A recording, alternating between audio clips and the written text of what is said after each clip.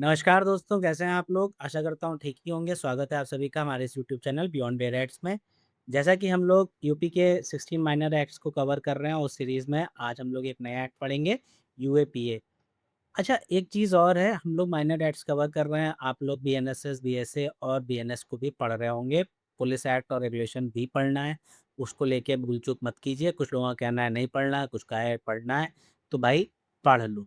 Notification में लिखा है, नहीं लिखा है, क्या नहीं है, कंपल्सरी क्वेश्चन आता है उससे। अगर पेपर में गए और कंपल्सरी क्वेश्चन दिख गया, तो फिर जो लोग चिल्ला-चिल्ला के कह रहे थे नहीं आएगा, वो भी आपका सिलेक्शन करवा नहीं पाएँगे। तो रिस्क मत लीजिए, पुलिस एक्ट एंड रेगुलेशन पढ़ के ही जाना है। इसके अलावा जीएस, हिंदी और इंग्लिश ये सब भी पढ़ते रहो। कौन है जो ये सब नहीं पढ़ रहा है? ये सब पढ़िए, ज़रूर पढ़िए। अगर इसको मिस कर रहे हैं तो वो जो पीडीएफ आती है ना भाई, जिसमें सबको अपना नाम देखना होता है, नाम दिखेगा नहीं उसमें। अगर ये इतनी चीज़ें आप लोगों ने मिस आउट करी, तो मिस आउट मत कीजिए। हिंदी में निबंध को लेके बहुत बच्चों को समस्या थी, तो ग्रुप के ऊपर जो मोस्ट इम्पोर्टेंट थीम्स हैं, टॉपिक्स हैं, वो निबंध के लिए अपडेट कर दिए गए हैं। उसके बाहर आपको निबंध नहीं मिलेगा। आपको वो थीम उतना प्रिपेयर कर लीजिए, आपको उसके अंदर ही जो भी लिखने को आएगा निबंध उसके अंदर मिल जाएगा, उसके ज़्यादा बाहर आपको जाना नहीं पड़ेगा। तो एटलीस्ट उतना जो 1 पेज के अंदर बताया गया है, वो ज़रूर पढ़ के जाइएगा। बाकी चाहे आप कुछ पढ़ें, चाहे ना पढ़ें। जीएस के रिगार्डिंग भी करंट अफ़ेयर आप लोग कहीं से भी पढ़िए, कोई दिक्कत की बात नहीं है। लेकिन डेली बेसिस पे ग्रुप के अंदर भी अपडेट करंट अफ़ेयर्स को लेके ईयरली कुछ-कुछ अपडेट्स आ रहे हैं, तो वो पीडीएफ्स भी आप लोग एक नज़र पढ़ते हुए जाइएगा। क्योंकि ये वो पीडीएफ्स हैं जो एपीओ के रिगार्डिंग जो मेन जो कॉन्सेप्ट है, एपीओ के जो पास्ट ईयर पेपर्स हैं और प्लस लीगल जो करेंट्स हुए हैं, उनको नज़र में रखते हुए प्लस जो पेपर आ रहे हैं वो किस हिसाब से आते थे। तो इन सबको नज़र में रखते हुए और जो चेंजेस हुए हैं, 50 मार्क्स का जीएस हो गया है, तो इसको नज़र में रखते हुए बनाया जा रहा है, तो इसको ज़रूर एक बार पढ़ लीजिएगा, भले आप कुछ करें और करंट में और ना करें। अच्छा ठीक है, अब स्टार्ट करते हैं हमारा आज का एक्ट। बच्चे कह रहे होंगे सर फालतू का ज्ञान बहुत हो गया, एक्ट स्टार्ट कीजिए। तो एक्ट स्टार्ट करते हैं यूएपीए। एक लास्ट और अगर नोट्स चाहिए तो व्हाट्सएप ग्रुप पे कनेक्ट हो जाइए, वहीं पे ही आपको नोट्स के लिए मुझे मैसेज आप व्हाट्सएप ग्रुप पे ऐड होके कर सकते हैं। प्लस नीचे कमेंट बॉक्स में अ, एक मोबाइल नंबर अटैच कर देंगे, उस पे आप जाके डायरेक्ट मैसेज कर सकते हैं अगर आपको इसका यूएपीए का नोट्स चाहिए। यूएपीए के नोट्स भी काफ़ी कॉस्टली हैं, बहुत ज़्यादा महँगे पड़ेंगे आप लोगों को, 39 रुपीज़ के। तो जिसको भी ये नोट्स चाहिए वो डायरेक्ट मैसेज कर सकता है, नंबर कमेंट बॉक्स में आपको मिल जाएगा। तो यूएपीए एक्ट की कहानी क्या है भाई, ये लाया क्यों गया? जैसे कि इसका नाम है अनलॉफुल एक्टिविटीज़ प्रिवेंशन एक्ट, मतलब कि जितनी भी अनलॉफुल एक्टिविटीज़ हैं, उनको प्रिवेंट करने के लिए ये एक्ट लाया गया है। अगर आप लोगों को ध्यान हो तो 1960 कौन-सा दौर था? वॉर वाला टाइम था ना? इंडिया चाइना वॉर चल रही थी, इंडिया का एक्सटर्नल एग्रेशन कई राज्यों के साथ, कई देशों के साथ इधर-उधर हम लोग हर फ्रंट पे काफ़ी परेशान हुआ कर रहे थे उस टाइम पे। जैसे पाकिस्तान के साथ भी हमारे अफ़ेयर्स ठीक नहीं थे, चाइना के साथ भी विवाद चल ही रहा था। इसी के साथ-साथ क्या हो रहा था कि जो इंडिया की इंटरनल स्टेट्स थी, वहाँ भी एग्रेशन चालू हो गया था। लैंग्वेज के बेसिस पे नॉर्थ ईस्ट में कुछ स्टेट्स कह रहे थे कि हमको अलग से देश बना के दो, देश में नहीं रहना। तो इन सबको डील करने के लिए तो हमारे पास कानून था, इसको डील करने के लिए हमारे पास उस टाइम पे कोई बहुत बढ़िया कानून नहीं हुआ करता था। तो इन सबको डील करने के लिए हम लोगों ने बनाया अनलॉफुल एक्टिविटीज़ प्रिवेंशन एक्ट 1967। अच्छा, स्टार्टिंग में जब ये एक्ट बना तो ये टेररिस्ट एक्टिविटीज़ को डील नहीं कर रहा था। ये डील कर रहा था किसको? सिर्फ़ अनलॉफुल एक्टिविटीज़ को, जो कि कहाँ डिफ़ाइन है? वो डिफ़ाइन है सेक्शन 2 के अंतर्गत। अनलॉफुल एक्टिविटीज़ को डील करता था। और अब करंटली फिर क्या हुआ? हम लोगों ने एक एक्ट बनाया टाडा, एक एक्ट बनाया पोटा। इन सबको हम लोगों ने आखिरी में ख़त्म किया और सबको उठा के मर्ज कर दिया यूएपीए में। फिर इसमें हम लोगों ने अमेंडमेंट्स किए, अमेंडमेंट करके सेक्शन 15 के अंतर्गत हम लोगों ने किसको डाला? टेररिस्ट एक्टिविटीज़ को भी डाला। फर्दर इसके अंदर एक्टिविटीज़ में हम लोगों ने ऑर्गेनाइजेशंस जितने थे वो डाला। फर्दर टीए इसमें अनलॉफुल एक्टिविटीज़ प्रिवेंशन एक्ट को अमेंड करके हम लोगों ने इंडिविजुअल पर्सन्स को भी एज अ टेररिस्ट इसमें एक्ट में डाला। तो ये सारा जो इवोल्यूशन हुआ एक्ट का, यही हम लोग देखेंगे कौन सा सेक्शन क्या बात करता है, कैसे सारी चीज़ें रन करती हैं। तो एक कहानी से इसको समझते हैं, ज़्यादा आसान हो जाएगा कनेक्ट करना। सपोज एक भाई साहब थे हमारे गजोधर नाम के। गजोधर नाम के आदमी बड़े चंड प्रकार के थे। ये जो चंड प्रकार के प्राणी थे, इनके जीवन का एक ही मकसद था कि इंडिया की इंटीग्रिटी एंड सॉवरेनिटी को भंग करते रहो। ये कॉलेज, इनको जहाँ भीड़ मिलती थी, इनको जहाँ माइक मिलता था, ये मंच पे चढ़ जाते थे। तो ये कॉलेज जाके पब्लिक पार्क्स में जाके स्पीच देने लगे। स्पीच से ये क्या कर रहे थे, भड़काऊ भाषण दे रहे थे। तो ये कवर हो रहा था कहाँ पे, सेक्शन 2 के अंतर्गत, जैसे हम लोगों ने देखा। तो अनलॉफुल एक्टिविटी अगर आप कुछ कर रहे हैं जो देश की इंटीग्रिटी सॉवरेनिटी को थोड़ा बहुत हिला डुला रहा है, आपके इन सारे भाषणों से क्या हो सकता है, दंगे हो सकते हैं। जैसे अभी आप सब लोगों को मालूम होगा, वो कॉकरोच जनता पार्टी एक बनी है। तो कॉकरोच जनता पार्टी का जो ट्विटर का, एक्स का जो ट्विटर तो पहले वो करता था, एक्स का जो हैंडल था उसको बैन कर दिया गया। रीज़न क्या दिया जा रहा है कि इनका जो ट्विटर हैंडल था, सेंट्रल गवर्नमेंट ने रिक्वेस्ट करके बोला कि इसको बंद किया जाए, क्योंकि यहाँ से अनलॉफुल एक्टिविटीज़, मतलब कि ऐसे भाषण दिए जा रहे हैं, ऐसे पोस्ट आ रहे हैं जो देश में दंगा भड़का सकते हैं। तो इसी को एक्टिव करते हुए, इस ग्राउंड को रखते हुए वो ट्विटर हैंडल बैन कर दिया गया। तो अगर आपको लग रहा है कि ऐसा कुछ किया जा सकता है और इससे कॉन्सिक्वेंसेस ऐसे हो सकते हैं, तो भाई 7 साल तक की सज़ा भी इसमें आपको मिल सकती है। तो 7 ईयर तक का पनिशमेंट है। तो गजोदर भाई साहब को पुलिस उठा के ले गई और उनसे कहा कि अब चलो बेटा जेल में, अब यहाँ से तुम्हारा आगे काम शुरू होगा। जेल पहुँचे, जेल में उन्होंने देखा कि इकोनॉमिक ऑफेंसेस करने लग गए। इकोनॉमिक ऑफेंसेस करने लग गए, उनको पता चला कि नकली पैसा भी बनाया जाता है। नकली पैसा अगर हम देश के अंदर ले आएँगे, तो क्या होगा? देश की रीढ़ की हड्डी टूट जाएगी। देश की रीढ़ की हड्डी टूट गई, तो फिर हम देश को वैसे ही तोड़ के टुकड़े-टुकड़े कर देंगे। तो गजोदर भैया ने जेल में जाके अपनी ट्रेनिंग ली, बाहर निकल के आए, इन्होंने नकली पैसे का काम शुरू किया। जैसे ही इन्होंने काम शुरू किया, क्योंकि ऑलरेडी ये सर्विलांस पे थे, तो ये पैसा ला ही रहे थे, तब तक पुलिस ने जाके इनको पकड़ लिया और अब की बार सेक्शन 15 में ये टेररिस्ट एक्टिविटी करते हुए पाए गए। यहाँ पे क्या पनिशमेंट है, यहाँ एलआई भी मिलेगा, डेथ भी मिलेगा, क्योंकि सीवियर होता जा रहा है नेचर। तो ये टेररिस्ट एक्टिविटी में आ गए। अच्छा, इनको लेके गए कहाँ? कोर्ट में। कोर्ट में इन्होंने कहा कि भाई देखो, bail is the rule, jail is the exception. तो जज साहब जो बैठे थे, उन्होंने ऐसे अपना चश्मा सही किया और कहा देखो वकील साहब, थोड़ा और पढ़ लो, पढ़ लेते तो तुमने एपीओ निकाल लिया होता, तो अभी सरकारी वकील होते या जज बन गए होते हमारी तरह, लेकिन आप पढ़े ही नहीं। आपको ये पता होना चाहिए कि ये एक स्पेशल रूल है, स्पेशल लॉ है। स्पेशल लॉ के अंतर्गत ये वाला कॉन्सेप्ट इतने अच्छे से अप्लाई नहीं होता है कि हर ग्राउंड पे बेल हम देंगे ही देंगे। Bail is a rule, jail is a exception. हालांकि सुप्रीम कोर्ट ने अभी लेटेस्ट इसी हफ्ते में ये वाला कॉन्सेप्ट फिर से अप्लाई किया है कि यूएपीए के अंतर्गत भी jail is the exception and bail is the rule होना चाहिए। डायरेक्ट स्टेटमेंट है। अगर आप में से किसी को पता हो तो कमेंट बॉक्स में कमेंट ड्रॉप कीजिए कौन से केस में कहा गया है। तो इन सब में एक तो रिवर्स बर्डन ऑफ प्रूफ होगा, और पुलिस जो कोर्ट है वो बेल तभी देगी जब उसको लगेगा कि जो पर्सन लाया गया है वो किसी भी गतिविधि में इन्वॉल्व नहीं है, मतलब वो टेररिस्ट एक्टिविटीज़ में इन्वॉल्व नहीं है। अगर क्योंकि बेल दे दिया और वो टेररिस्ट एक्टिविटीज़ में इन्वॉल्व होगा, तो देश को बहुत ज़्यादा नुकसान हो जाएगा उसको बेल पे छोड़ने के लिए। हाँ, ऐसा भी नहीं है कि केवल शक के बेसिस पे ही चीज़ें चलेंगी और उसको बेल मिलेगी नहीं, क्योंकि अगर वो इन्वॉल्व नहीं हुआ तो भी भाई पर्सनल राइट्स हैं, लिबर्टीज़ हैं, आर्टिकल 21 है, आर्टिकल 22 है, कई सारी चीज़ें हैं। तो चलिए, आपको एक ओवरऑल स्ट्रक्चर समझ में आ गया, ये यूएपीए का एक्ट कैसे रन कर रहा है। ये स्टोरी अपने दिमाग में रखते हुए चलिएगा। चैप्टर वाइज़ चैप्टर हम लोग इसको डील करते चलेंगे। टोटल सेक्शंस कितने हैं? टोटल सेक्शंस हैं इसमें 53।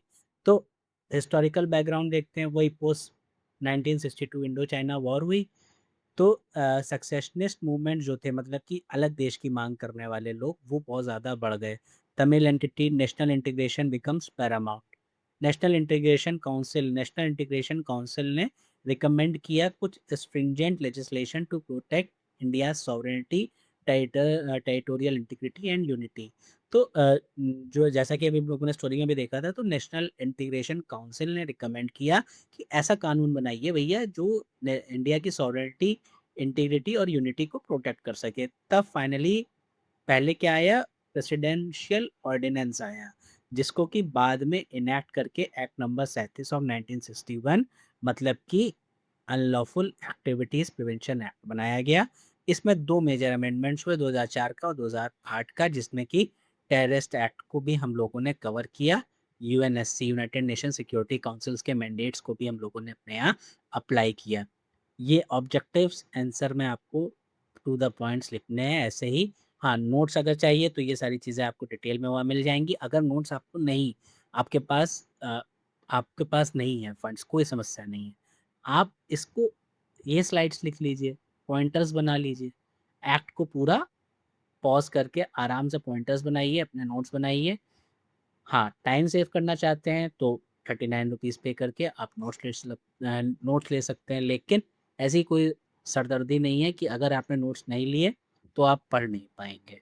बिना नोट्स के भी काम चल जाएगा, आप यहाँ से भी डायरेक्टली पढ़ सकते हैं। हाँ, अपने नोट्स तब आपको ज़रूर बनाने हैं। ये नहीं कि आपने लेक्चर देख लिया, फिर जय श्री राम, अब आगे सब पेपर में याद आ जाएगा जो लेक्चर पढ़ा था, वो वीडियो एकदम दिमाग के सामने चल जाएगा। फ़ोटोग्राफ़िक मेमोरी सिर्फ़ मोदी जी की है, उसके अलावा और किसी की नहीं है। कॉन्स्टिट्यूशनल बेसिस, 16 कॉन्स्टिट्यूशनल अमेंडमेंट हुआ 1963 से, जिससे इंसर्ट किया गया sovereignty and integrity of India as ground for reasonable restrictions under 1902, 1903 and 1904।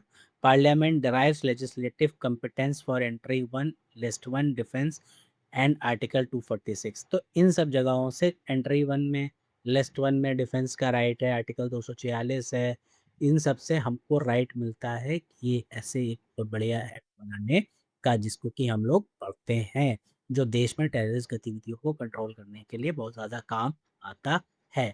तो देखिए 1967 में अमेंडमेंट किस हिसाब से हुआ, ओरिजिनल एक्ट था, जो हम लोगों ने डिस्कस किया, एक्ट नंबर 37 ऑफ 1967। ये फोकस करता था केवल और केवल अनलॉफुल एक्टिविटीज़ पे। जो सक्सेशनिस्ट थे उस टाइम पे एंटी नेशनल मूवमेंट्स कर रहे थे, देश के अंदर डिमांड ला रहे थे कि हमारा राज्य तोड़ के एक अलग से देश बनाया जाए, उन सबको डील करने के लिए। 2004 में टेररिस्ट एक्ट को ऐड किया हम लोगों ने, कहा चैप्टर 4 और 5 में। यहाँ पे अब हमारा फोकस टेररिज्म के ऊपर आया, क्योंकि पोटा जो था वो हटाया गया, और यहाँ पे हम लोगों ने जो भी टेररिस्ट गतिविधियों को शामिल किया, वो यूनाइटेड नेशन सिक्योरिटी काउंसिल के जो मैंडेट्स थे उसके अकॉर्डिंग किया। 2008 में दूसरा हमारा अमेंडमेंट हुआ, मुंबई अटैक जो हुआ था उसके बाद।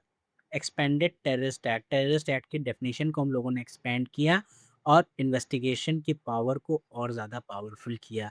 क्या किया, कैसे किया, अभी हम लोग आगे इसको डिटेल में देखेंगे। 2012 के अंदर हम लोगों ने फोरफीचर का अमेंडमेंट किया।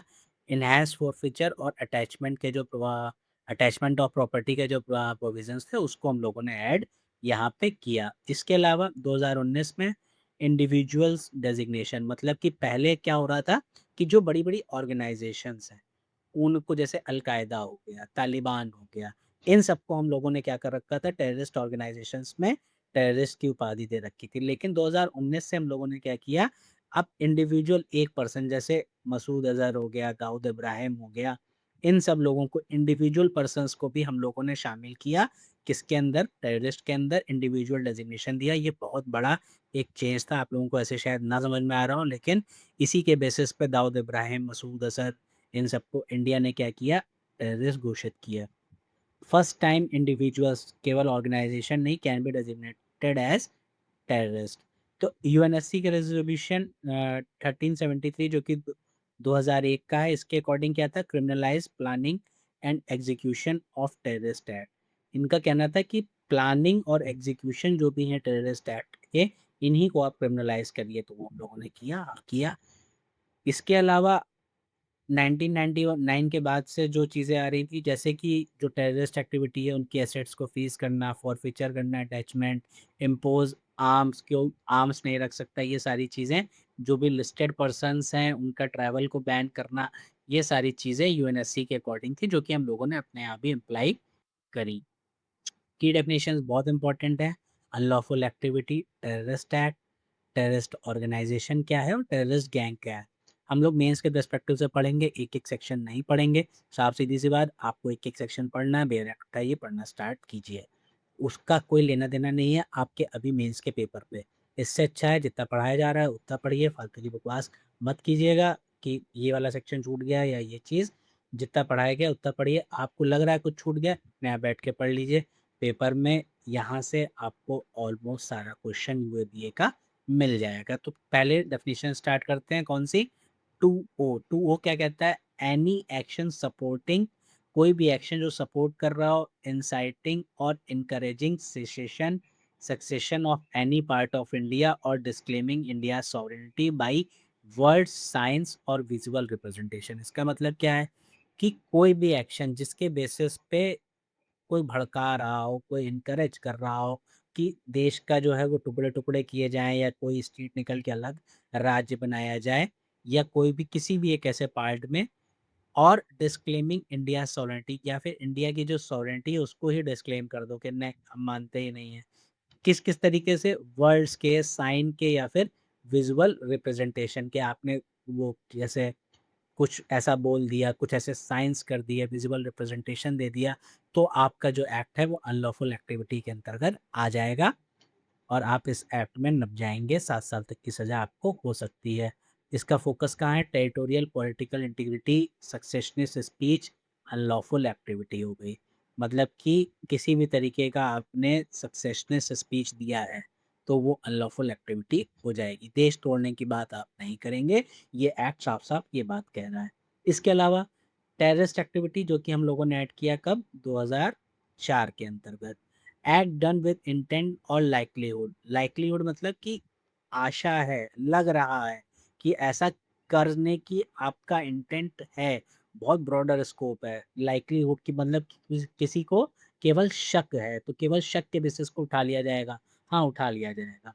एक्ट डन विद इंटेंट और लाइक्लीहुड टू थ्रेटन क्या? Unity, integrity, security including economic. जो हम लोगों ने कहानी देखी थी ना, नकली पैसा लेके गजोगर भैया आए, तो देखो इकोनॉमिक भी वहाँ पे इंक्लूड हो रहा था। ऑफ इंडिया और to strike terror in people, या फिर लोगों के अंदर टेरर लाना यूजिंग एक्सप्लोजिव। किसके द्वारा? एक्सप्लोजिव्स यूज़ करके। उसके अलावा एक्सप्लोजिव्स यूज़ करना, फायर आर्म्स यूज़ करना, बायोलॉजिकल, केमिकल या फिर न्यूक्लियर वॉर करना, कुछ भी किसी भी तरीके के कंपाउंड्स यूज़ करना, चाहे केमिकल हो, चाहे बायोलॉजिकल वॉर हो। तो इस टाइप का कोई भी गतिविधि अगर आप इंडिया में करते हैं तो टेररिस्ट एक्ट आपके ऊपर अप्लाई हो जाएगा। इंटेंट और likelihood is very important. Both count includes economic security, counterfeit currency.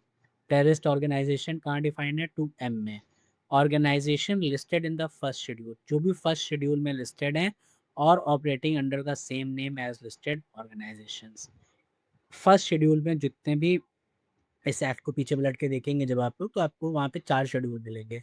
4 schedule के अंतर्गत एक शेड्यूल ये है जिसमें कि आपको टेररिस्ट ऑर्गेनाइजेशन, वहाँ पे जितने भी नाम होंगे वो सारे नाम क्या है? टेररिस्ट ऑर्गेनाइजेशंस हैं। टेररिस्ट गैंग कहाँ डिफाइन है? 2L में। एनी एसोसिएशन वेदर सिस्टमैटिक और otherwise that is concern with और involve in terrorist act but is not listed in the schedule.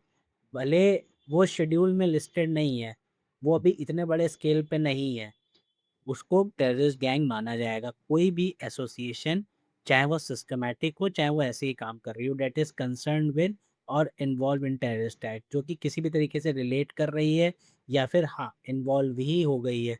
Funding कर दी, रहने को जगह दे दिया, उसके अलावा आर्म सप्लाई कर दिए।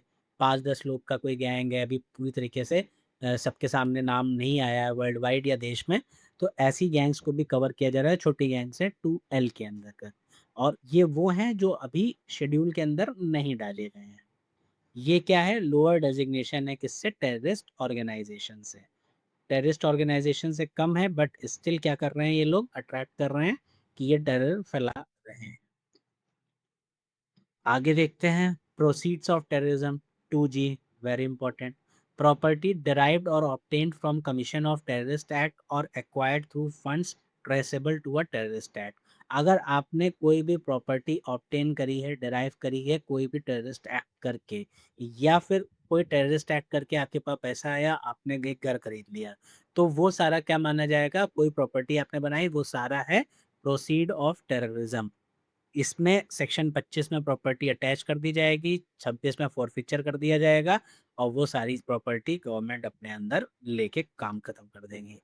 फंडिंग अगर कोई कर रहा है टेररिज्म की, सेक्शन 17 में, whoever directly or indirectly raises, provided or collect funds, whether from legitimate or illegitimate source, knowing that such funds are likely to be used as a terrorist act। मतलब कि किसी भी सोर्स के through, चाहे कोई company है, चाहे कोई इंडिविजुअल है, किसी ग्रुप को किसी टेररिस्ट एक्ट को पैसा दे रहा है, ये सोचते हुए नोइंगली दैट सच फंड, वो फंड कहाँ यूज होगा? टेररिस्ट एक्ट में, तो वो भी इसके अंदर, इस एक्ट के अंतर्गत वो भी इंसान आ जाएगा। 5 साल से लेके लाइफ इम्प्रिजनमेंट तक का पनिशमेंट है, फाइन देना पड़ेगा। No use need to be prove if intent is clear. मतलब कि सपोज कल को आपको जाके पुलिस पकड़ती है, ठीक है, तो जैसे गजोदर भैया को नकली पैसा किसी ने पहुंचवाया, ठीक है, उसके अलावा इन्होंने एम्यूनेशंस किसी ने पहुंचवाया, तो ये हथियार खरीदने के लिए पैसा, इन सब चीज़ों के लिए अगर कोई कंपनी पैसा दे रही है, तो वो कल को कंपनी ये नहीं कह सकती भाई मैंने तो जाके कहीं किसी को गोली नहीं चलाई ना, तो मैं टेररिस्ट कैसे हुआ? मैंने तो सिर्फ पैसा दिया था। तो कह गया इतने भोले नहीं बनो, तुमको पता है किस काम के लिए जा रहा है, तो भाई तुमने जो करा है, टेरर को फंड किया है, तो इक्वल लायबिलिटी आपकी भी होगी। पनिशमेंट देखिए ना, 5 साल से लेकर लाइफ इम्प्रिजनमेंट तक, तो काफ़ी सीरियस नेचर का ये पनिशमेंट होता है। इसके अलावा अगर इसमें कोई कंपनी लिप्त पाई जाती है, तो अभी आगे के सेक्शंस में हम लोग पढ़ेंगे, उसको 5 करोड़ के ऊपर का फाइन भी भरना होता है। मेंबरशिप का कॉन्सेप्ट क्या है? इम्पॉर्टेंट है, ये डेफिनेशन आ सकती है आपसे पूछने के लिए। Associating oneself or professing to be associated with intention to further its activities with a terrorist organisation, merely professing membership. आपने केवल मेंबरशिप ले ली किसी टेररिस्ट ग्रुप की, ऑर्गेनाइजेशन की, तो आप उसके मेंबर हो गए। अब इसके अलावा आपको अपने इंटेंट साबित करने की ज़रूरत नहीं है कि वहाँ पे कोई ऑफेंस हुआ, तो हम बोल रहे हैं कि नहीं नहीं भैया हमने ये तो नहीं किया, हमारा ये इंटेंट नहीं था। आप उस अलकायदा ग्रुप के सदस्य हैं, तो आप दूध के दूल्हे नहीं माने जाएंगे। एक्टिव पार्टिसिपेशन यहाँ पे नेसेसरी नहीं है।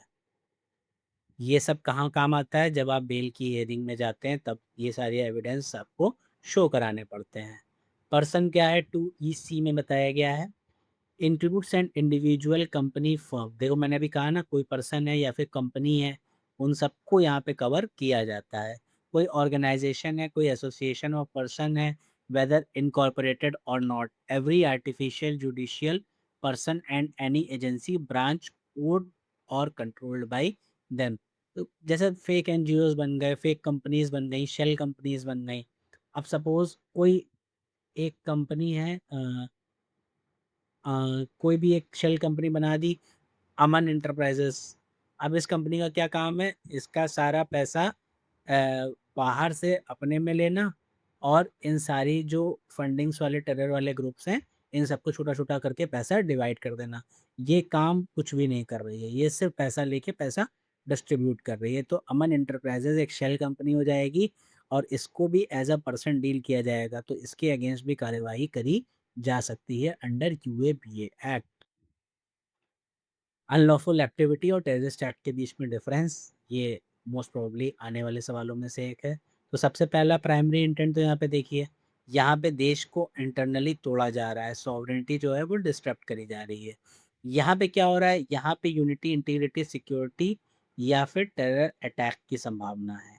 यहाँ पे केवल स्टेट तोड़ने की बात है। यहाँ पे हर तरीके से देश की एकता, अखंडता, जो उसकी सॉवरेनिटी है, हर तरीके से उसको चारों दिशाओं से घेरा जाता है। इंटेंट क्या है यहाँ पे? Support for secessionist claim. केवल देश को तोड़ना, मतलब स्टेट है जो एक अलग देश बनाना, यहाँ पे इतना मेंसरी आपका साबित होना चाहिए। इंटेंट और लाइकलीहुड, यहाँ पे क्या है? लाइकलीहुड मतलब कि केवल केवल शक के बेसिस पे भी, और यहाँ पे आपका इंटेंट पता चल रहा होना चाहिए। यहाँ पे क्या है कि इंटेंट है, क्लियर पता चल रहा है, या फिर पुलिस वाले को शक है, एनआईए वालों को शक है कि आप ऐसा करने की कोशिश कर रहे हैं, तो भी आपको नाप दिया जाएगा। यहाँ पे टेरिटोरियल पॉलिटिकल इंटीग्रिटी, यहाँ पे डेथ भी होगा, इंजरी भी होगी, प्रॉपर्टी भी जाएगी, एसेंशियल सर्विसेज को भी नुकसान पहुंचेगा, इकोनॉमिक सिक्योरिटी भी भंग होगी। अब कोई है, अगर कोई सपोज एक स्टेट है, वो केओस करवाता है, दंगे होंगे, आप अलग राज्य की मांग करेंगे, ठीक है, उसका थोड़ा सा स्कोप जो है वो टेररिस्ट एक्ट के कंपैरिजन में कम होता है। टेररिस्ट एक्ट पूरे देश को कवर कर रहा है, हर तरीके से देश को तोड़ रहा है। अब जैसे मुंबई का अटैक था, ठीक है, 26/11 था, ये सब ने क्या किया, देश के ऊपर बहुत ज़्यादा घातक प्रहार किया। तो इसीलिए इनका जो है वो काफ़ी वाइडर स्कोप होता है टेररिस्ट एक्ट का। Presumption, no specific presumption of guilt. Section 44 E बताता है प्रिजम्पशन, अगर आर्म्स या फिंगरप्रिंट आपके रिकवर कर लिए गए तो प्रिजम्पशन है कि भाई आपने ये काम किया है, आप लाइबल हो रहे हैं। पनिशमेंट अप टू 7 years, यहाँ पे डेथ या फिर LI। Organisation link unlawful association जो होगा चैप्टर 2 रिलेटेड, यहाँ पे टेररिस्ट ऑर्गेनाइजेशन रिलेटेड है, जो कि चैप्टर 6 के अंतर्गत दिया गया है। आगे बढ़ते हैं, किस तरीके से ये चैप्टर है। 7 चैप्टर्स हैं, 53 सेक्शंस हैं, 4 शेड्यूल हैं, देख लीजिएगा आराम से। सेक्शन 1 2 पहला चैप्टर, दूसरा अनलॉफुल एसोसिएशन 3 से लेकर 9 तक। इसके अलावा चैप्टर 3 पेनल्टीज़ की बात करेगा, 10 से लेकर 13। 13 में ये भी हम लोगों ने देखा था 7 year वाला पनिशमेंट है। मेंबरशिप हो गई, फंडिंग हो गई, अनलॉफुल एक्टिविटीज से रिलेटेड ऑफेंसेस और पनिशमेंट है। Chapter number 4 terrorist activity deal करेगा, सेक्शन 15 से लेकर 23 तक। टेररिस्ट एक्ट की डेफिनेशन, पनिशमेंट क्या है, एंटिटी उसकी लाइबिलिटी क्या होगी, ये सारा यहाँ पे हम लोगों ने देखा था ना। LI से लेके डेथ, सारा पनिशमेंट यहीं पे दिया हुआ है। फॉरफीचर ऑफ प्रोसीड्स, जो भी प्रोसीड्स हैं आपने क्राइम से बनाए हैं उसका क्या होगा, सीजर, अटैचमेंट, फॉरफीचर, अपील, सारा प्रोसेस चैप्टर नंबर 5 में 24 से 34 के बीच में दिया हुआ है। टेररिस्ट ऑर्गेनाइजेशंस एंड इंडिविजुअल 35 से लेकर 40, सेक्शन 35 वेरी इंपॉर्टेंट। तो लिस्टिंग, डिलिस्टिंग, मेंबरशिप, फंडिंग सब कहाँ से आ रहा है, शेड्यूल 1 और शेड्यूल 4 इससे डील करेगा। मिसलेनियस लास्ट में सेक्शन 41 से लेकर 53 तक। इन्वेस्टिगेशन कैसे होगी, बेल कैसे होगा, बर्डन ऑफ प्रूफ किस पे होगा, ये सारी चीज़ें चैप्टर 7 में हम लोग डील करेंगे। तो 4 शेड्यूल्स हैं। 4 शेड्यूल्स कौन कौन से हैं। पहले शेड्यूल में बैंड टेररिस्ट ऑर्गेनाइजेशन, जैसे बाबर खालसा, लश्कर तैयबा, अलकायदा, LTTE, ISIS, जश्न मोहम्मद, ये सब जितने भी चीज़ें हैं ये सारे हमारे फर्स्ट शेड्यूल के अंदर, ये सब क्या है, टेररिस्ट ऑर्गेनाइजेशन हैं बड़े बड़े। सेकेंड शेड्यूल क्या बात करेगा, जो इंटरनेशनल ट्रीटीज़ हैं उनको लेके। उसके अलावा third schedule security features of Indian currency, high quality counterfeit कर रहा है, वाटर मार्क क्या है, ये सारी चीज़ें हम लोगों ने थर्ड शेड्यूल में रखी हैं। तो मोस्ट इंपॉर्टेंट 2 शेड्यूल हैं, वो शेड्यूल 1 है और शेड्यूल 4 है, ये इंडिविजुअल टेररिस्ट के लिए 2019 के अमेंडमेंट से आया। तो वही जो मैं आप लोगों को बता रहा था, मसूद अजहर हो गया, हाफिज सईद हो गया, दाऊद इब्राहिम, ये वो पहले प्रजाति है जिनको कि हम लोगों ने यहाँ पे रखा है। इससे पहले इंडिविजुअल्स को टेररिज्म में नहीं रखा जा रहा था। चलिए आगे बढ़ते हैं। हम्म, एक सेकेंड रुकिएगा। हाँ, सेक्शन 15 देखते हैं डायरेक्टली हम लोग। क्या है, terrorist act, most critical provision इस एक्ट का है ये सेक्शन 15। मेंस इंटेंट और लाइकलीहुड, इसको हम लोग डिस्कस कर चुके हैं। Both are sufficient to constitute a terrorist act. Intent to threaten unity, integrity, security including economic activity of India. Intent हो चाहे लाइकलीहुड हो, to strike terror in the people, any section of the people. Scope क्या है economic security का, financial तरीके से आप तोड़ रहे हो, मॉनेटरी फिजिकल स्टेबिलिटी लाना चाहते हो, food security and livelihood, energy section को आप तोड़ रहे हो, ecological environment security, eco terrorism आप फैला रहे हो, तो आप इकोनॉमिक सिक्योरिटी के अंतर्गत आओगे, कवर किया जाएगा आपको। एक्टा सीरियस होना चाहिए। हाँ, बॉम्ब है, डायनामाइट है, एक्सप्लोसिव्स है, इन्फ्लेमेबल है, आपने किसी तरीके का कोई एक्ट किया है, फायर आर्म्स कहीं पे किया, यूज़ किया, कहीं पे लीथल वेपन्स का यूज़ हुआ, biological, chemical, nuclear, radiological weapons use किए। सपोज़ आपने किसी मिनिस्टर को कैप्चर कर लिया, किडनैप कर लिया, उससे कोई टास्क करा लिया, कोई काम आपने देश को दबाव में डाल के करवा लिया, तो इस टाइप का भी अगर आपने कोई काम किया है तो भी आप इसके अंदर आराम से टेररिस्ट एक्ट के अंतर्गत आप पे केस किया जा सकता है। डिस्टरप्टिंग एसेंशियल सप्लाईज आपने काट दी, देश की इकोनॉमिक सिक्योरिटी आपने डैमेज कर दी, किडनैप करके डिटेन करके गवर्नमेंट को कंपेल कर रहे हो। कि जैसे आप लोगों को याद होगा, एक इंडिया का एयरप्लेन था जिसको कि कैप्चर किया गया था, टेररिस्ट ने कैप्चर किया था जिसको, अटल बिहारी की सरकार के टाइम पे। तो उस टाइम भी काफ़ी ज़्यादा कांधार वाला इंसिडेंट होगा, आप लोगों को याद होगा, पढ़ा होगा आप लोगों ने कहीं ना कहीं। तो गवर्नमेंट को एक तरीके से दबाया जाता है कि आपके लोगों को हमने किडनैप कर लिया, अब आप लोग हमारी बातें माने, इतना पैसा दें, हमारे जो टेररिस्ट आपके यहाँ जेल में हैं, इनको छोड़ें। तो इन सबको कवर करने के लिए ही ये एक्ट हम लोगों ने इतना स्ट्रॉन्ग रखा है।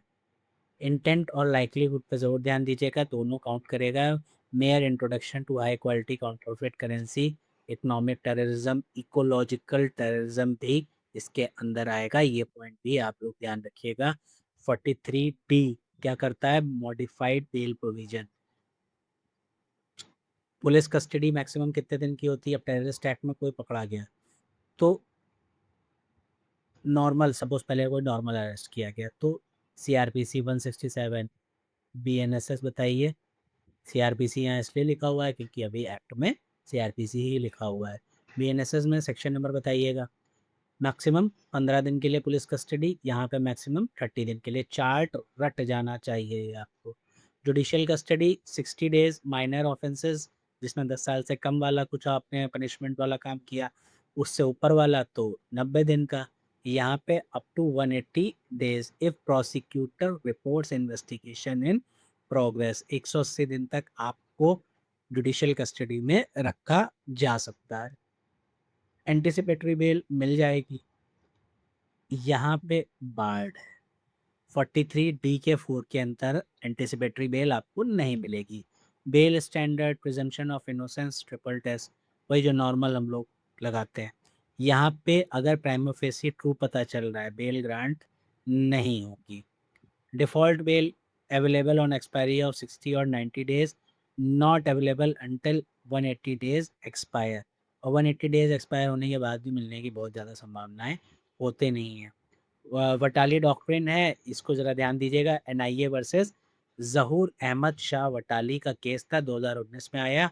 इसमें बोला गया कि no mini trial at bail stage, bail के टाइम पे ही ट्रायल स्टार्ट नहीं किया जाएगा। कोर्ट को बोला गया, court assessees totality of case, उसको सिर्फ देखना है कि प्राइमा फेसी केस बन रहा है कि नहीं। Broad and tentative assessment of prima facie truth only, यहाँ पे आप मिनी ट्रायल स्टार्ट नहीं करेंगे, जिसको वटाली डॉक्ट्रिन भी कहा जाता है। ऑफेंसेस एंड पनिशमेंट हम लोग देखते हैं। Section 10A, membership of unlawful association में अगर हैं आप तो 2 साल से लेके 2 साल तक का पनिशमेंट और फाइन हो सकता है। 10B के अंतर्गत अगर आपने एग्रावेटेड मेंबरशिप, मतलब हार्म कॉजिंग डेथ, इस टाइप का कुछ आपने काम किया है तो फिर डेथ और LI का पनिशमेंट आपको प्लस आपको फाइन देना पड़ेगा। सेक्शन 13 के अंतर्गत हम लोगों ने देखिए डिटेल में ये सब चीज़ें पढ़ ली हैं। अब हम डायरेक्टली देख रहे हैं इनका पनिशमेंट कहाँ आ रहा है। अनलॉफुल एक्टिविटी करते हुए आपने पार्ट लिया या फिर उसको एडवोकेट कर रहे थे तो फिर 7 साल तक का पनिशमेंट और फाइन होगा। 16A में बताया गया है terrorist act resulting in death, अगर कोई भी टेररिस्ट एक्ट हुआ, देखिए 15 से स्टार्ट हुआ था ना टेररिस्ट एक्ट, तो अगर कोई भी टेररिस्ट एक्ट हुआ जिसकी वजह से डेथ कॉज हुई है तो फिर डेथ या फिर LI, ये प्लस फाइन का पनिशमेंट है।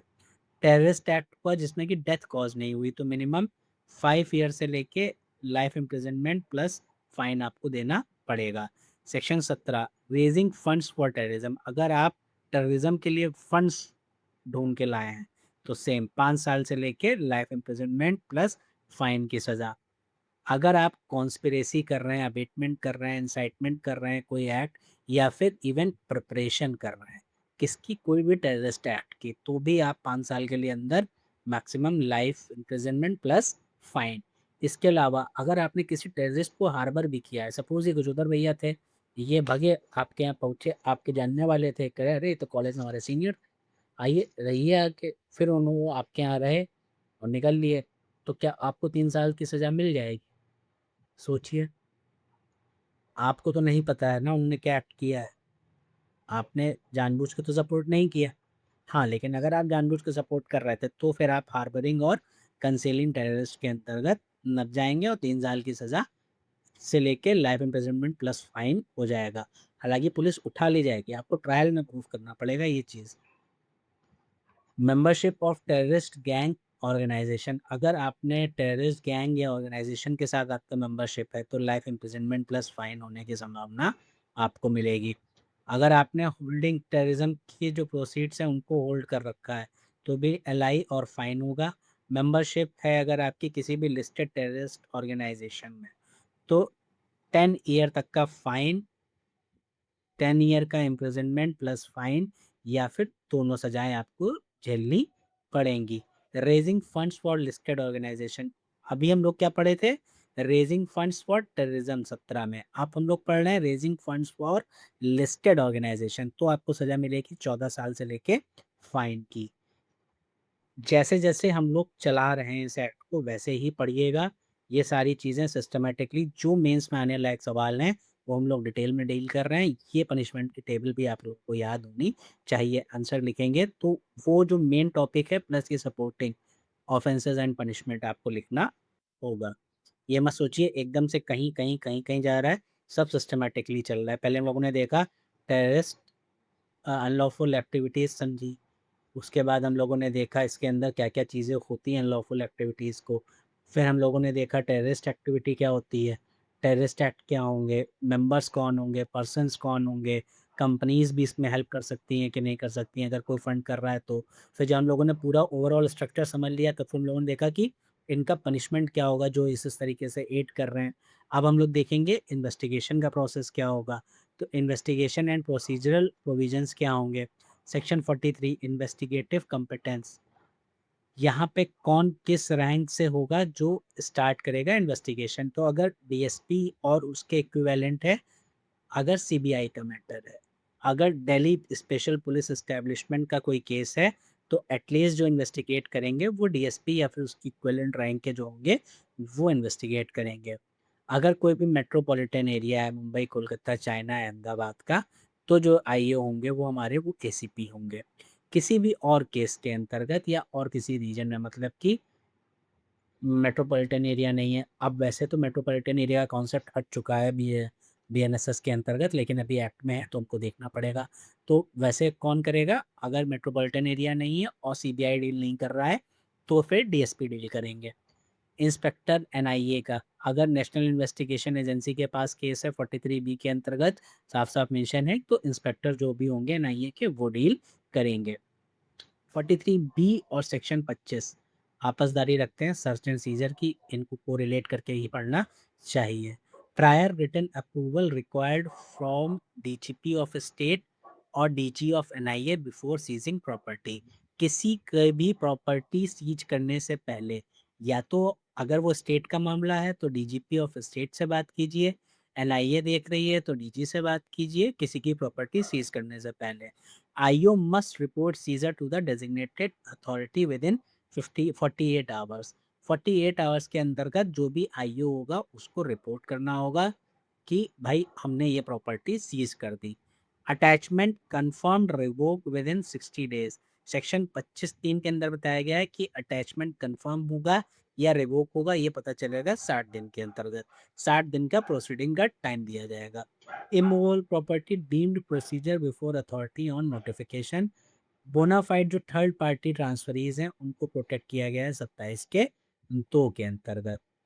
आइए देखते हैं 45 क्या कहता है, sanctions for prosecution, court can not take cognizance without prior sanction of central और स्टेट गवर्नमेंट, तो कोर्ट को बोला गया है कि आप खुद से कॉग्निजेंस नहीं ले सकते हैं जब तक कि सेंट्रल और स्टेट गवर्नमेंट में से किसी का आपको प्रायर सैंक्शन ना मिल जाए। 45(2) बात करता है government must first consider report of an independently appointed authority who reviews evidence, तो कोर्ट पहले क्या लेगा, एविडेंस लेगा, रिपोर्ट देखेगा उस अथॉरिटी की जिसको कि इंडिविजुअली इसमें अपॉइंट ही किया गया है, जो सैंक्शन के लिए प्रोसिक्यूशन है उसका।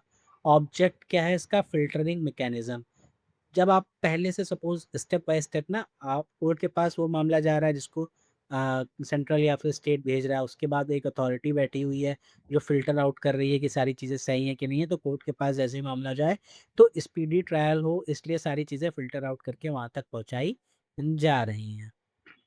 Risk possible political misuse, grant against descendants, withhold to protect allies.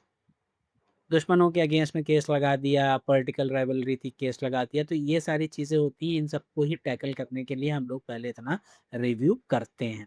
Section 46 क्या बोलता है? Admissibility of intercepted communications. जो कम्युनिकेशंस हैं, जैसे टेररिस्ट की कोई बात सुनी जा रही है, किसी ऑर्गेनाइजेशन की कोई बात सुनी जा रही है, किसी फ्रीक्वेंसी पे हमने कुछ इंटरसेप्ट कर लिया, तो इन सारे एविडेंसेस की एडमिसिबिलिटी क्या होगी? इंटरसेप्टेड वायर इलेक्ट्रॉनिक और oral communication is admissible, not withstanding Indian evidence act. तो ये सारी चीज़ें जो हैं ये एडमिसिबल होंगी। हम लोग ऑलरेडी देख रहे हैं कि बीएसए को हम लोग वैसे भी साइड में रख के आते हैं, जितना भी स्पेशल लॉज पढ़ लें। Safeguard. Such evidence shall not be received unless accused is furnished a copy of the interception order at least 10 days before trial or hearing. Proviso बताया गया है कि ये जितने भी एविडेंस हैं वो सब जो हैं वो अक्यूज जो है उसको इसकी एक कॉपी प्रोवाइड करी जाएगी 10 दिन पहले ट्रायल शुरू होने से एटलीस्ट। 43 ई क्या बात कर रहा है? Presumption of guilt and forfeiture process. Section 43 E presumption of guilt, court shall presume accused committed the offence if any of. कोई भी arm, explosive, lethal substance recovered होता है उसके पास से, उसका फिंगरप्रिंट मिलता है कहीं भी किसी भी टेररिस्ट एक्ट के अंतर्गत, definitive evidence of accused found on a weapon used, उसने वेपन यूज किया है, इसका पूरा पुख्ता प्रमाण है, कोर्ट प्रिज्यूम कर लेगा कि भाई तुम्हें टेररिस्ट हो, शक्ल से भी लगते ही हो, तो तुम्हारे लिए हम कोई भी रियायत नहीं भी बरतने वाले हैं। कॉन्स्टिट्यूशनल चैलेंजेस यहाँ पे अगर हम लोग देखें तो क्या क्या है? 20(3) कहता है सेल्फ इंक्रिमिनेशन और आर्टिकल 21 कहता है फेयर ट्रायल होना चाहिए। तो कोर्ट ने 50 बार कहा है court upholds on national security ground. Court कहता है कि प्रिजम्पशन जो भी यहाँ पे लग रहा है कि हम पहले से मान के चल रहे हैं, ये हम नेशनल सिक्योरिटी ग्राउंड्स में इन सारी चीज़ों को एक्सेप्ट कर रहे हैं। फोरफीचर का प्रोसेस हम लोगों ने देखा था सेक्शन 25 से लेकर 30 तक है। तो seizure and attachment IO prior जो है वो अप्रूव करेगा किसको? डेजिग्नेटेड अथॉरिटी को।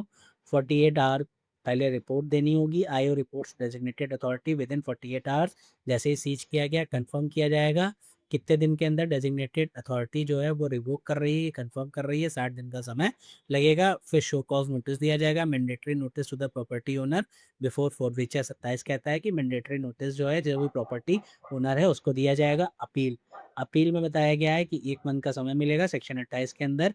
Aggrieve person may appeal to high court within 1 month section 28। Constitutional issues और डिबेट क्या क्या है इस एक्ट के? Article 14 right to equality.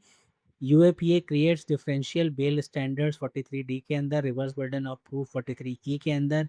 Extended custody हम लोग देख ही चुके हैं। Separate procedural regime. तो कोर्ट ने बार बार कहा है कि ये सारी चीज़ें बेनिफिशियल हमारे देश के हित के लिए हैं, तो नेशनल सिक्योरिटी के अंतर्गत इस पे हम लोग इंटेलिजिबल डिफरेंशिया के अंतर्गत इस पे डिफरेंस करके अलग से कानून बना सकते हैं। आर्टिकल 19 को लेके freedom of speech, assembly and association. Declaration of unlawful association under Section 3 curtails right under Article 19(1)(b) and C। तो इसमें कोर्ट ने 16th अमेंडमेंट जो हम लोगों ने देखा ही था कि सॉवरेंटी और इंटीग्रिटी को लेकर 19(1)(b) और C के ऊपर आर्टिकल 19(2)(3)(4) के अंदर रेस्ट्रिक्शंस जो हैं वो लगाए जा सकते हैं। अपहेल्ड कर दिया कि ये रेस्ट्रिक्शंस जो हैं वो वैलिड है। फर्दर दैट आर्टिकल 21 के अंदर right to life and personal equality. Extended custody 180 दिन की जो कस्टडी है, no anticipatory bail, prima facie bail test, all कुल मिला के आर्टिकल किस को जो हम लोगों ने नॉर्मल रखा है ना कि right to life and personal liberty जो है उसको इन्फ्रिंज ना करो, कोई भी नाटक नौटंकी ना हो, लेकिन यूएपीए के अंदर 180 दिन तक आपको कस्टडी से बाहर नहीं छोड़ा जाएगा। तो के ए नजीब 2021 का एक केस है, इसमें कोर्ट ने कहा constitutional court retain the power to grant bail even under UAPA if incarceration violates fundamental rights. Speedy trial is integrated in article 21। तो 2021 में के नजीब के केस में कहा था कि इवन यूएपीए में ऐसा नहीं है कि हम बेल देंगे नहीं, बेल देंगे, बेल देना है। अगर हमको लग रहा होगा कि भाई किसी तरीके से किसी का फंडामेंटल राइट जो है वो इन्फ्रिंज हो रहा है तो भाई बेल देंगे, लेकिन जो प्रोसीजर है वो प्रोसीजर है। स्पीडी ट्रायल भी करना इंटीग्रल जो पार्ट है हमारा आर्टिकल 21 का वो पार्ट है। तो कौन से केस में कहा गया था? के ए नजीब के केस में 2021 में ये केस आया था। आर्टिकल 22 में 4 से लेकर 7 तक ये ऑलरेडी प्रिवेंटिव डिटेंशन सेफगार्ड्स हैं। 180 days custody function as preventive detention without article 22 safeguard, no advisory board, no maximum period. Court ने कहा UAPA's extended custody lacks the procedural safeguard of formal preventive detention laws। Court ने इसको बोला है कि जो formal जो एक्सटेंडेड कस्टडी, कुल मिला के कोर्ट का यहाँ पे क्या रवैया रहा ये हम लोग सीधे सीधे शॉर्ट में समझते हैं। एक तो बोला कोर्ट ने आर्टिकल 22 वाले जो प्रोविजंस हैं सेफ गार्ड्स मिल तो रहे नहीं है यहाँ किसी को। भले यूएपीए कह रहा है कि स्ट्रॉन्ग बेल यहाँ बेल वेल नहीं मिल रहा है क्योंकि टेररिस्ट एक्ट्स हो रहे हैं, तो सारी चीज़ें ठीक है, लेकिन कोर्ट ने कहा कि भले एक्ट मना कर रहा हो देश के लिए बहुत ज़्यादा ज़रूरी है, लेकिन अंडर ट्रायल इतना लंबा चला जा रहा है कि अभी जेल के अंदर ही है। तो फिर कोर्ट ने कहा कि भाई हम कॉन्स्टिट्यूशनल कोर्ट है, भले एक्ट मना कर रहा हो स्टिल हम क्या कर सकते हैं, हम आर्टिकल 21 की हेल्प से अगर स्पीडी ट्रायल कराना है तो भी हम बेल ग्रांट कर सकते हैं। और आर्टिकल 21 का सहारा लिया जाएगा क्योंकि एडवाइजरी बोर्ड वाला जो सिस्टम है 22 में और जो उसके अंदर के जो प्रिवेंटिव डिटेंशन सेफगार्ड्स हैं वो सारे तो मिल नहीं रहे हैं। तो कोर्ट क्या कर रहा है कॉन्स्टिट्यूशनल बेसिस पे, क्योंकि वो कॉन्स्टिट्यूशनल कोर्ट है उसके पास हमेशा से ये पावर है और हमेशा ये पावर रहेगी कि वो ये सेफगार्ड्स जो है वो फॉलो कर सके। तो इसलिए वो बेल ग्रांट अगर करना चाह रहा है तो बेल ग्रांट कर सकता है। इससे रिगार्डिंग जो और इम्पोर्टेंट केसेस हैं वो हम लोग देखते हैं। एनआईए वर्सेस ज़हूर अहमद शाह वटाली का केस हम लोग ऑलरेडी 2019 वाला भी देखे थे, जहाँ पे हम लोगों ने बोला था सुप्रीम कोर्ट ने क्या कहा, a bail stage under section 43D(5)। यहाँ पे कोई भी बेल के स्टेज पे मिनी ट्रायल नहीं कोर्ट करेगी। Examination of admissibility totality of case, केवल वो कोर्ट का काम है कि आप ब्रॉडर एस्पेक्ट में ये देखें कि केस बन रहा है कि नहीं बन रहा है, बन रहा है तो आप बेल दीजिए, नहीं वो सॉरी जैसा अगर आपको लग रहा है आप वो कीजिए, लेकिन यहाँ पे ही आप अपना ट्रायल स्टार्ट ना कर दीजिए। इसको हम लोग वटाली डॉक्ट्रिन भी बोलते हैं। उसके बाद यूनियन ऑफ इंडिया वर्सेस के ए नजीब का केस 2021 अभी हम लोगों ने देखा। यहाँ पे भी ये कहा गया कि कोर्ट जो है वो कॉन्स्टिट्यूशनल कोर्ट है, भले एक्ट के अंतर्गत मना किया है बेल नहीं हो सकती है, सारे प्रोविजंस हैं, बहुत स्ट्रॉन्ग स्ट्रिंजेंट कॉन्सेप्ट्स हैं, बट स्टिल यहाँ पे क्या किया गया है कि यूएपीए भले बार कर रहा है लेकिन आर्टिकल 21 का सहारा लेते हुए कोर्ट जो है वो बेल ग्रांट कर सकती है। यूएपीए बेल को पार करता है, वो एब्सोल्यूट नहीं है। If trial is unreasonably delayed, अगर अनरीजनेबली ट्रायल को डिलेट किया जा रहा है। इसके बाद PUCL versus union of India 2024 का, डायरेक्टली ये केस यूएपीए का नहीं है बट स्टिल यहाँ पर रिलेट करता है। यहाँ पे क्या हुआ, रेस्ट्रिक्शंस जो थे बेल के ऊपर और रिवर्सल बर्डन ऑफ प्रूफ को जस्टिफाई किया गया by national security but must be reasonable not arbitrary. ये किस टाइम का केस था? ये हमारा था पोटा का केस था, लेकिन पोटा जो कि है ये ख़त्म कर दिया गया और वो डायरेक्टली अब यूएपीए में डील होता है, तो डेट्स वाई इसको हम लोग यहाँ भी कंसिडर कर रहे हैं। जो रेस्ट्रिक्शंस ऑफ बेल थे, रिवर्स बर्डन ऑफ प्रूफ था, ये सारी चीज़ें जो हैं वो कोर्ट ने बोला रीजनेबल है, आर्बिट्रेरी नहीं है। National security can not be a licence for arbitrariness, foundational balance बीच में होना चाहिए। कोर्ट ने फर्दर इस चीज़ को भी बहुत ज़्यादा हाईलाइट यहाँ पे किया था। इसके अलावा एक और केस आया state NCT of Delhi versus Navjot Sandhu का। सुप्रीम कोर्ट ने क्या बोला कि conspiracy need not require direct participation in the act, planning and preparation alone constitute the offense under section 18। सीधे के सीधे केवल आपको डायरेक्ट पार्टिसिपेशन नहीं, आप भले साथ में बैठे हो, आप किसी दिन सपोज चाय की दुकान पे बैठ गए और वहाँ पे ये सब टेररिस्ट लोग बैठे थे, ये सब अपना डिस्कशन कर रहे थे, आपको भी बतियाने में बहुत शौक था, आपने भी अपने 4 इनपुट दे दिए, तो बधाई हो, सेक्शन 18 के अंतर्गत आप भी टेररिस्ट के अंतर्गत आ चुके हैं। अब आपको भी पुलिस उठा के ले जाएगी, आपके बाकी बाकी जो साथी संबंधी हैं उनके साथ, जिनको आप कभी जानते नहीं थे। Wide scope of section 18, even acts जो प्रिपरेटरी स्टेज के होते हैं to the terrorist acts are punishable. केवल आप प्रिपरेशन भी कर रहे थे, स्टिल वो भी पनिशेबल यहाँ पे होते हैं। कौन से ऑफेंसेस होते हैं जिनको प्रिपरेशन के स्टेज पे ही पनिशेबल होते हैं, तो उनको बोला जाता है, कोई एक टर्म होता है, वो टर्म बताइए कौन से ऐसे एक्ट्स होते हैं, जैसे प्रिपरेशन हो गया ये जिसके अंतर्गत आता है, बताइएगा कमेंट बॉक्स में। तो क्या है इस एक्ट का क्रिटिकल एनालिसिस, मेरिट्स क्या हैं, ह्यूमन राइट्स कंसर्न क्या है? तो मेरिट्स देखिए बहुत सारी हैं। Comprehensive framework covering full spectrum financing to commission to membership, extra territorial jurisdiction है इस एक्ट का। एक्स्ट्रा टेरिटोरियल जुरिडिक्शन है सेक्शन 1 के अंदर रिलेट विद सेक्शन 35। मतलब कि अगर कोई भी एक्ट है जो इंडिया के अंदर हो रहा है, या फिर कोई भी एक्ट है जो इंडिया के अंदर हो रहा है, किसी बाहर बैठे हुए आदमी ने किया है, तो उस बाहर बैठे हुए आदमी को भी आप लायबल कर सकते हैं। अगर कोई इंडिया से कोई टेररिस्ट एक्ट कर रहा है कहीं बाहर, वो भी लायबल होगा। तो इसका जो है काफ़ी ब्रॉडर, एक्स्ट्रा टेरिटोरियल जुरिडिक्शन जो है वो इसका काफ़ी ब्रॉड है। Enables India to fulfil UNSC obligations, international compliance, stringent bail provisions हैं जो कि हैबिचुअल ऑफेंडर्स को प्रिवेंट करते हैं कि आप एविडेंस बाहर निकल के टैंपर मत कीजिए। बेल पे बाहर आता है आदमी, सबसे पहले अपने खिलाफ सबूत मिटाता है। 2019 का जो एक्ट था, अमेंडमेंट था, उससे हम लोगों ने इंडिविजुअल्स को भी टेररिस्ट के लीड उसमें कैटेगरी में डालना स्टार्ट कर दिया। फॉर फीचर का जो रिजीम था उसको हम लोगों ने फाइनेंशियल रूट्स को तोड़ना शुरू किया। तो ये भी बहुत अच्छा प्रोसीजर यूएपीए के अंदर है। ह्यूमन राइट कंसर्न के अकॉर्डिंग तो लो कन्विक्शन रेट है, एनसीआरबी का डेटा है, सजेस्टिंग एनसीआरबी के अंदर ये है कि सजेस्ट किया जा रहा है मिसयूज़ अगेंस्ट नॉन टेररिस्ट, इसका बहुत ज़्यादा मिसयूज़ किया जाता है यूएपीए का सेंट्रल गवर्नमेंट के द्वारा। Misuse against dissidents, civil society activist, जो सिविल सोसाइटी के एक्टिविस्ट हैं, जर्नलिस्ट हैं, एकेडमिक्स हैं, इसमें सबसे ज़्यादा भीमा कोरेगांव का केस जो है वो बहुत ज़्यादा रिलेटेड करता है कि जो लोग हैं ही नहीं एक्चुअली, टेररिस्ट नहीं है, सरकार उनको दबाने के लिए होगी। तो ये सारे जो मूवमेंट्स थे इन सब के बेसिस पे ये भीमा कोरेगांव का केस भी काफ़ी इंपॉर्टेंट है। अच्छा, इसमें हुआ क्या था, इन शॉर्ट देख लेते हैं एक बार। भीमा कोरेगांव केस ये था, एक पुणे की साइड एक जगह है जहाँ पे सब लोग इकट्ठा हुए, जितने भी एक्टिविस्ट थे, काफ़ी एक्टिविस्ट थे वहाँ पे। तो वहाँ पे कुछ भाषण-वाषण हुए, उसकी वजह से क्या हुआ, वहाँ पे दंगे भड़क गए। दंगे भड़कने की वजह से क्या हुआ, वहाँ पे किसी की 1-2 लोगों की जान भी चली गई। पुलिस ने नॉर्मली पुणे के अंतर्गत क्या किया, जितने भी लोग वहाँ पे आए थे, एक्टिविस्ट थे और बाकी सब थे, जर्नलिस्ट थे, उनको अरेस्ट किया। 16 लोगों को अराउंड अरेस्ट किया गया था, लेकिन बाद में एनआईए ने इंटरफेयर किया और फिर इन सब के ऊपर यूएपीए के जो मेजर सेक्शंस हैं जितने भी, जैसे 15 हो गया, टेररिस्ट एक्ट का हो गया, कॉन्स्पिरेसी अबेटमेंट हो गया, 20 हो गया, ये सारी चीज़ें 18 हो गए, ये सारे सेक्शंस लगा दिए गए।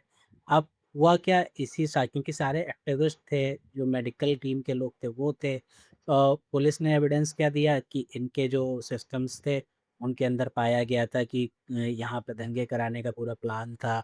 कई सारे डॉक्यूमेंट्स पाए गए सारे एक्टिविस्ट के। तो कुछ एक्टिविस्ट जैसे वरवरा राव, सुधा और एक फादर थे, वो 84 ईयर के थे, नाम मुझे अभी नहीं याद है। तो कुछ उनका वो फादर स्टैन करके एक फादर थे जो कि 84 साल के थे, और इसी केस के चलते हुए 2021 में उनकी डेथ भी हो गई थी वो जेल के अंतर्गत। तो और इसका ट्रायल स्टार्ट नहीं हुआ था। तो जब इनका केस स्टार्ट हुआ तो यही डिबेट हुआ कि इतना लंबा पीरियड हो चुका है, ट्रायल अभी स्टार्ट नहीं हुआ है, जेल में ही हैं अभी। और डिफेंस ने ये भी बताया कि जो इनके सिस्टम से ये सारे जो लेटर्स और ये सारी चीज़ें निकली, और बेसिकली इसको हाईलाइट और इसलिए भी कर दिया गया था कि इसको बोला गया था कि राजीव गांधी, जिस तरीके से राजीव गांधी जी का डेथ कॉज हुआ था, उसी तरीके से पीएम नरेंद्र मोदी जो हैं उनकी भी डेथ कॉज करने का ये पूरा जो सिस्टम बनाया गया था वो पूरा प्लान था। लेकिन डिफेंस ने इसमें साबित किया कि जो इनके सिस्टम में जो ये फाइल्स डाली गई हैं वो पीगस सॉफ्टवेयर का यूज़ करते हुए किसी ने हैक करके इनके सिस्टम में डाला है। तो ये सारा फिलहाल तो अभी केस चल रहा था, तो किसी को इसमें बेल वेल नहीं मिल रही थी। बहुत लास्ट में जाके जो वरवरा राव और सुधा जी थी, इनको बेल वेल मिला। तो इसको यही बोला गया कि, और सुप्रीम कोर्ट ने बोला भी कि ये हम लोगों ने अभी जैसे कंसीडर पिछले भी केसेस ने किया कि माना यूएपीए में जो है आप बेल नहीं दे सकते हैं, काफ़ी स्ट्रिक्ट मैटर है, सॉवरेनिटी की बात है, लेकिन अगर स्टिल अनरीज़नेबल डिले हो रहा है, ट्रायल खिंच रहा है, तो सुप्रीम कोर्ट आर्टिकल 21 की मदद से बेल इसमें प्रोविजंस दे भी सकती है। एक बैलेंस अप्रोच रखना चाहिए। तो ये फ़िलहाल इसलिए इसका क्रिटिसिज्म बहुत ज़्यादा होता है ह्यूमन राइट्स के द्वारा। 180 डेज़ प्री ट्रायल डिटेंशन है, punishment before conviction, violets presumption of innocence. Weighing definitions हैं, इकोनॉमिक सिक्योरिटी, इकोलॉजिकल सिक्योरिटी में एनकम्पासेस लेजिटिमेट प्रोटेस्ट एक्टिविज्म। जो एक्टिविज्म है, इन सबको भी प्रोटेस्ट होते हैं, इन सबको भी इसके अंदर भर लिया जाता है, कई बार ऐसे किया जाता है।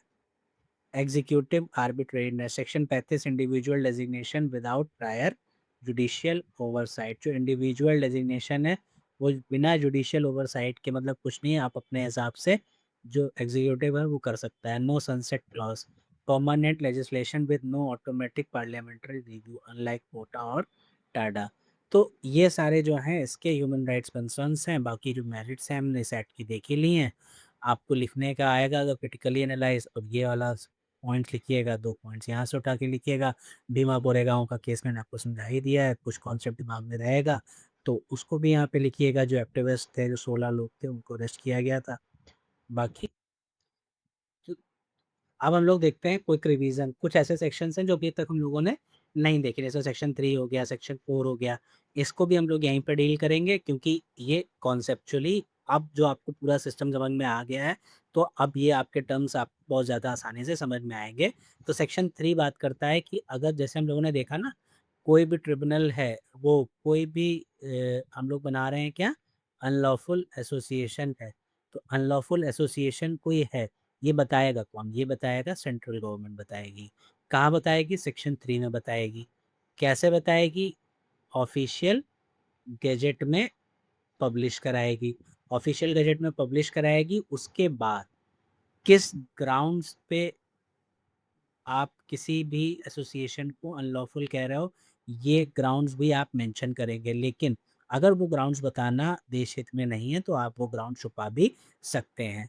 अब ट्रिब्यूनल ने नोटिफिकेशन, वो सेंट्रल गवर्नमेंट ने बता दिया कि ये पला पला जो एसोसिएशन है, ये एसोसिएशन जो है हमको लग रहा है अनलॉफुल एसोसिएशन है। फिर ये क्या करेगी, उस एसोसिएशन का और जो सारा उसके पास एविडेंस है वो उठा के सेक्शन 4 में किसको भेज देगी? ट्रिब्यूनल को भेज देगी। अब ट्रिब्यूनल का काम है ये डिसाइड करना कि नोटिफिकेशन में जो ये एसोसिएशन अनलॉफुल बताई गई है, ये सही है कि नहीं है। तो सेंट्रल गवर्नमेंट जो है 30 दिन का समय लेगी नोटिफिकेशन के बाद, कि वो तुरंत 30 दिन के अंतर्गत ट्रिब्यूनल को भेज दे। मैंडेटरी है रेफर करना सेक्शन 4(1) के अंतर्गत। जैसे ही गवर्नमेंट एक में नोटिफिकेशन इशू करेगी, उसको एग्जैक्टली 30 दिन के अंतर्गत आप 4(1) में आप अपना ट्रिब्यूनल को ये सारा मैटर भेज देंगे। इसके बाद 4(2) में उस एसोसिएशन को शो कॉज नोटिस भेजा जाएगा। प्रिंसिपल ऑफ नेचुरल जस्टिस की आप आइए, सामने बैठिए और हमको बताइए कि भाई क्या समस्या है, आप अनलॉफुल एसोसिएशन हैं कि नहीं है। तो ट्रिब्यूनल उसको भी और गवर्नमेंट को भी सुनेगी और पूरी तरीके से डिसाइड करके सेक्शन 4 के 3 में फाइनल अपना जो है ऑर्डर पास कर देगी। अब इसके बाद क्या होगा? अब इसके बाद ये होगा कि सेक्शन 5 के अंतर्गत, क्योंकि ट्रिब्यूनल बनी है तो ट्रिब्यूनल का जो खर्चा होगा, सारी चीज़ें होंगी, वो कौन करेगा? वो सारा खर्चा कहाँ से आएगा? कंसोलिडेटेड फंड ऑफ इंडिया से ट्रिब्यूनल का सारा खर्चा आता है।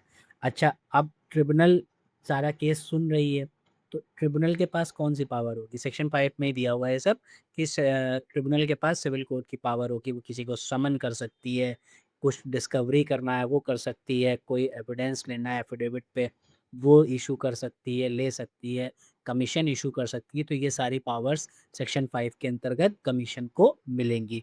इसके अलावा जो वो नोटिस इशू कर रही थी, शो कॉज नोटिस, वो 30 दिन के अंतर्गत करेगी।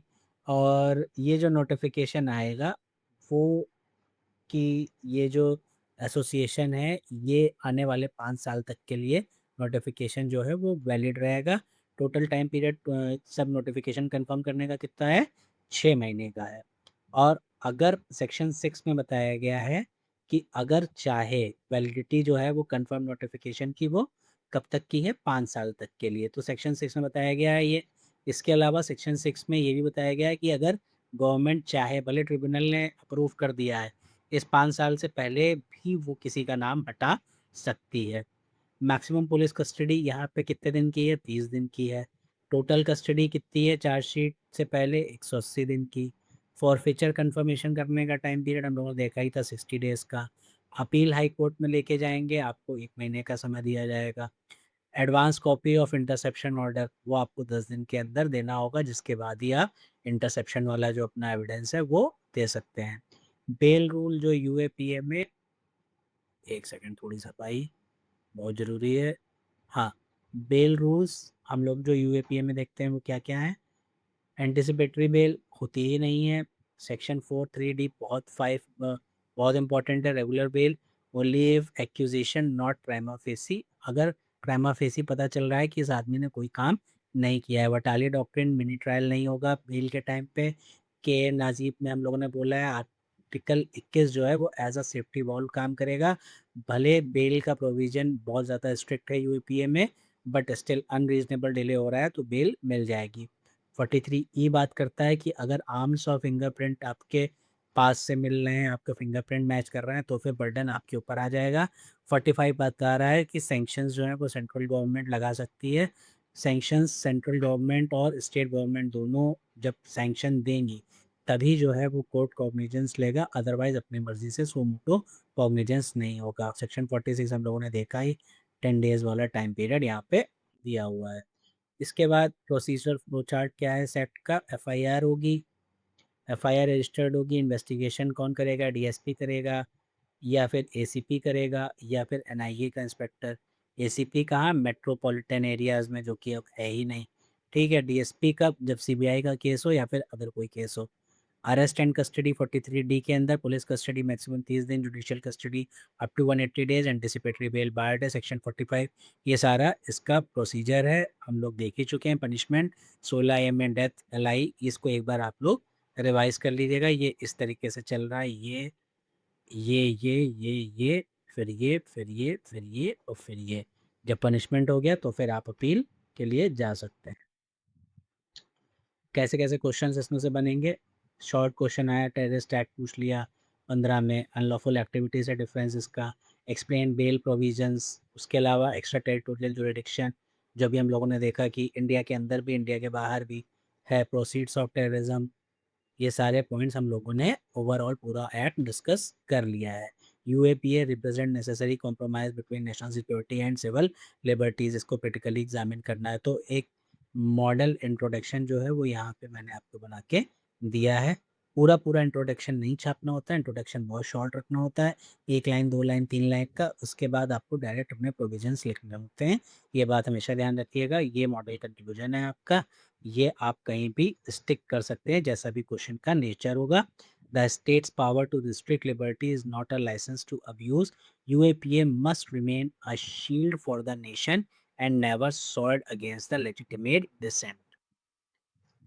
ये एक कंक्लूजन डिटेल में, total 7 chapters, 53 sections, 4 schedule, 180 days का मैक्सिमम चार्जशीट पीरियड, 2019 में इंडिविजुअल वाला सिस्टम है। The state's power to restrict liberty is not a licence to use it, ये जस्टिस कृष्णा अय्यर जी ने कहा था, इसको बहुत ध्यान से रखिएगा।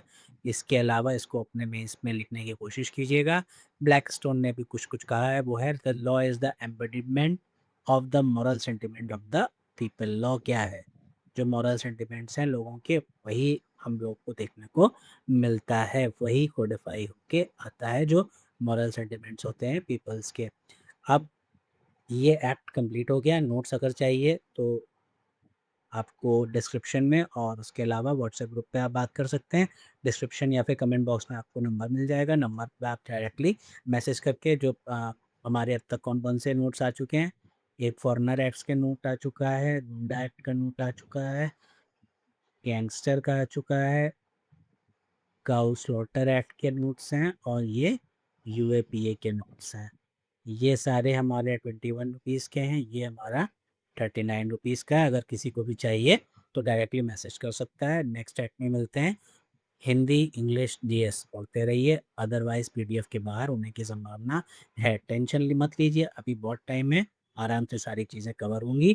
किसी को कोई डाउट है तो वो भी मैसेज कर सकता है। Thank you.